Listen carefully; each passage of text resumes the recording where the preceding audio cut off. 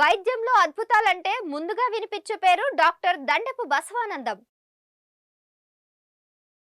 3 దశాబ్దాలకు పైగా అనుభవం, మొండి వ్యాధులు సైతం శాశ్వతంగా తరిమి కొడుతున్న వైద్య మహర్షి. జీవితాంతం భయపెట్టి వ్యాధులు కూడా ఆయన చేతుల్లో లొంగిపోతాయి. దేశవ్యాప్తంగా ఎన్నో అవార్డులు, రివార్డులు ఆయన సొంతం. పేరు అక్షిత్. ఏం బాధ ఉండే? ఎక్కడికి వెళ్ళి వచ్చినావు? మొయినాబాద్కి వెళ్ళి వచ్చినావు. ఏం బాధ ఉండే అని వచ్చినావు? షేకింగ్. ఎట్లా షేక్ అవుతుండే? బాడీ అంతా షేక్ అవుతుండే, చేతులు ఇట్లా వణుకుతుండే కదా, జర్కింగ్స్. ఇప్పుడు మరి ఈశ్వరపతి మందులు వాడినాక ఎట్లుంది? షేక్ అవుతలేదా? అవుతలేదా అమ్మా? అయితే సార్ మంచిగా అయిపోయింది. 1 మంత్ లోపల 1 మంత్లే మంచిగా అయిండు. లాస్ట్ మంత్ హెడేక్ అని చెప్పిన సార్ మీకు. ఇంకా షేకింగ్ అయితే అంతకు ముందు చెప్పినా కదా సార్, 1 మంత్ లే క్లియర్ అయిపోయింది.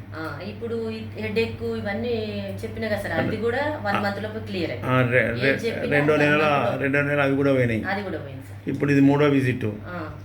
2 నెలలు ఫస్ట్ మంత్లో జర్కింగ్ పోయింది, హెడేక్ పోయింది, బ్రెయిన్లో ఇన్ఫెక్షన్ ఉండే, బ్రెయిన్ లోపల ఇన్ఫెక్షన్ ఉండి ఆయనకు ఆ షివరింగు, ఆ జర్కింగ్, సీజర్స్ అంటారు వాటిని, ఆ సీజర్స్ వచ్చినాయి.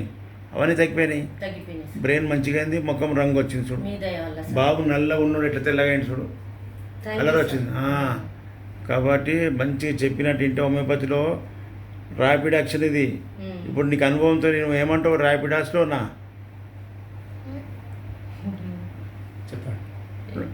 ర్యాపిడ్గా పనిచేసిందా, స్లోగా పనిచేసిందా? స్లోగా సార్, స్పీడ్గానే పనిచేసింది. ఏమంటావు సార్? నీ కొడుక హోమియోపతి ర్యాపిడ్ యాక్స్లోనా? కొడుకే సార్.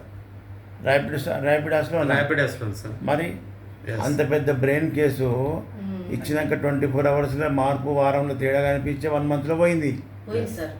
మరి ఇప్పుడు మంచిగా అయిపోయాడు.